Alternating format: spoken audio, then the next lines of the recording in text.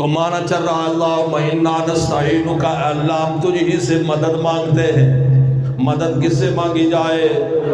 زور سے بولو، مدد کرنے والا کون ہے؟ کون ہے؟ میں اپنی طرف سے بات نہیں کہتا، بلکہ دعائے قنوت جو نماز وتر کے اندر میں اور آپ پڑھتے ہیں تیسری رکعت میں اور آپ کون؟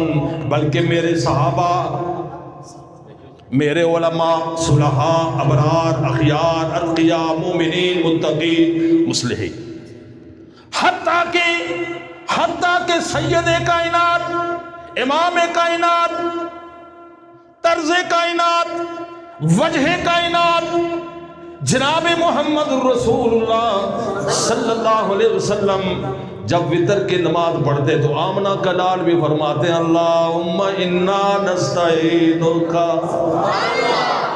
قاریو مولانا سنو، اللہم انا نستعینک، اے اللہ ہم تجھی سے مدد مانگتے ہیں۔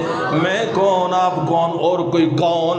میرے مصطفیٰ کی زبان پر آیا اللہم انا نستعینک، میرے صدیق کی زبان پر آیا اللہم انا نستعینک، پھر عمر ابن خطاب، عثمان ذو النورین، وہ حیدر کرار، وہ علی المرتضی، وہ داماد مصطفیٰ، وہ فاتح خیبر، وہ فاطمہ الزہرا کا خالد، وہ حسن و حسین کا باپ علی المرتضی، وہ بھی فرما رہے اللہم انا نستعینک،